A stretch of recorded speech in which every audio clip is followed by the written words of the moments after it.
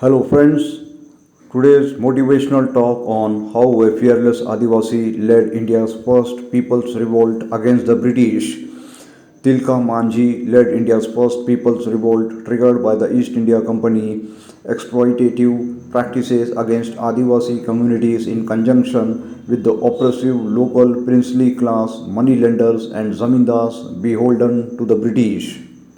Decades before what our history books consider to be the first war of independence, 1857, there was the tribal rebellion led by Tilka Manjhi, a fearless Adivasi warrior in present day Bihar and Jharkhand from 1771 till his capture and extrajudicial murder in 1785. This was India's first people's revolt triggered by the East India Company's exploitative practices against Adivasi communities in conjunction with the oppressive local princely class and zamindars beholden to the British colonialists. Tilka Manji's heroics would go on to inspire other Adivasi rebellions like the Halba Rebellion of 1774, the Bhil Revolt of 1818, Coal Uprising of 1831, and Santhal Hul Revolution of 1855-56. No other class or community of Indians offered the sort of heroic resistance against the East India Company in the early days than India's indigenous communities across present-day Bihar, Jharkhand, Chhattisgarh, Odisha, and West Bengal. Witnessing exploitation. Born into an Adivasi family, historians remain unsure whether he was a Paharia or a Santhal. On 11th February 1750 in Tilakpur village situated in present-day Sultanganj block, Bhagalpur district, Bihar. Tilka Manji's official name as stated in British records was Jabra Pahadia. He was given the name of Tilka, which in Pahadia language means person with angry red eyes, given his fiery nature, and Manji when he took over as village head. It was from a very early age that Tilka witnessed the exploitation at the hands of East India Company in conjunction with the zamindars and princely class. Before the arrival of the East India Company, the local zamindars would levy unreasonable taxes against Adivasis, and things only got worse with the arrival of the East India Company. When the British began directly administering and collecting taxes 1765 in the Chota Nagpur Plateau, which covers much of present-day Jharkhand and adjacent parts of Bihar, Odisha, and West Bengal, particularly the Santhal Pargana region in present-day Jharkhand. Following their victory against Mir Qasim at the 1764 Battle of Buxar, the Adivasis began incurring greater debts, particularly to local money lenders, Mahajans. Conspiring with the Mahajans, the British East India Company began taking away ancestral land belonging to these communities in lieu of the debts they had racked up. As a result, many Adivasis transitioned to becoming agricultural laborers or tenants on land that once belonged to them. As a young man growing up in these times, Tilka witnessed this up close and personal. By the time he was only 20, Tilka had begun the process of mobilizing and addressing small groups of his fellow Adivasis in the Bhagalpur area, exhorting them to rise above caste and tribal affiliations to oppose East India Company's rule and exploitation by local zamindars and Mahajans. Adding further fire to the cause was the Great Bengal Famine of 1770, which killed over 30 million people and had a dire impact in the Santhal Pargana region and parts of Bihar adjacent to present-day Jharkhand. While the Adivasis were expecting some semblance of humanitarian aid and an exemption on taxes, the East India Company went the other way. They not only increased taxes but began adopting more stringent ways of collecting them. As they filled up their coffers and offered no assistance, millions perished because of starvation. Robin Hood of the people. The Adivasis had no choice but to revolt against the East India Company. In an act reminiscent of the Robin Hood legend, Tilka and his band of men looted the East India Company's treasury in Bhagalpur after overpowering the guards there and distributed the wealth he collected to his fellow Adivasis and peasants. This act garnered him much respect among his people. Responding to this act of rebellion, Bengal Governor Warren Hastings sent a force of 800 men led by Captain Brooke to capture Tilka and crush the seeds of rebellion sowed in the region.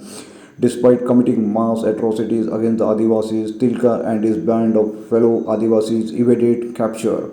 In 1778, the fiery warrior and his band of comrades attacked the East India Company's Punjab regiment stationed in Ramgarh cantonment located in present-day Jharkhand and earned a decisive victory. As a result of the raid, the British fled Ramgarh. Unwilling to take the humiliation, the British appointed an officer called Augustus Cleveland as the collector for Munger, Bhagalpur and Rajmahal districts to crush this rebellion. August's methods in dealing with this rebellion were more subtle than his predecessors. His strategy was essential to sow the seeds of division among the various Adivasi communities. Besides learning the Santhali language, which allowed him to be effectively communicate with locals, he also understood that extracting unreasonable taxes would hinder his mission. Instead, he extended the Olai branch to about 40 tribes in Santhal Pargana, offering them benefits like tax exemptions and even enlisted some Adivasis as sepoys in the East India Company. In some ways, these methods did loosen the foundations of unity upon which Tilka had built his rebellion. Augustus also offered Tilka employment in the Bhagalpur Hill Rangers, an auxiliary force he raised to pacify the Adivasis of the Santhal Pargana, besides other benefits like tax exemptions. However, Tilka saw through his designs and refused the benefits that would have come his way in the event of a capitulation. He understood that these benefits would be short lived, with the ultimate objective of the British East India Company being the enslavement of his people. Tilak continued to organize and mobilize tirelessly. Some accounts state that he would send messages on sal leaves to his fellow tribal chiefs asking them to unite under one cause, which was to drive out the British and save their lands. Even though the foundations of Adivasi unity had loosened thanks to August's enticements, Tilka still garnered a lot of support and took things to the next level in 1784, launching a surprise offensive against East India Company troops in Bhagalpur. Once again, he fatally wounded August with a poisoned arrow, which further dampened British morale. Largely unharmed, Tilka and his comrades escaped to their haven, the jungle.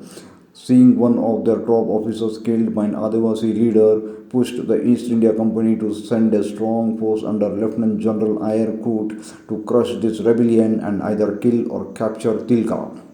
This is where the tide begins to change for Tilka. Betrayed by one of his men who notified the British about his location, the British forces staged an attack in the middle of the night. While Tilka barely escaped, his comrades were slaughtered in the skirmish. Fleeing to the forests of Sultanganj, he began waging a guerrilla war against the British who followed him there.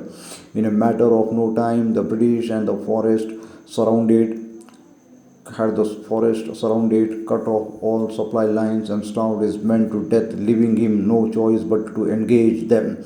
Although he evaded capture for a few weeks, the British finally crushed the rebellion on 12 January 1785 and captured him. To make an example out of Tilka, he was tied to horses and dragged to the collector's residence in Bhagalpur. Some accounts believe that he was still alive upon reaching Bhagalpur, and eventually on 13 January 1785 he was hanged to death. The legacy he leaves behind is immense, inspiring generations of his fellow Adivasis to challenge exploitation at every turn. In 1991, the Bihar government honored him by renaming Bhagalpur University as Tilka Manjhi University. However, if it weren't for the records maintained by the British, oral traditions of these Adivasi communities, and the popular writings of Mahashweta Devi and Hindi novelist Rakesh Kumar Singh, we may have never known his heroic struggles against colonial enslavement and exploitation. Suffice it to say, our mainstream historians didn't do the best job of acknowledging the stellar role he played in India's fight for self-determination. Thank you for your patience. Kindly subscribe to get more such motivational talk in the future.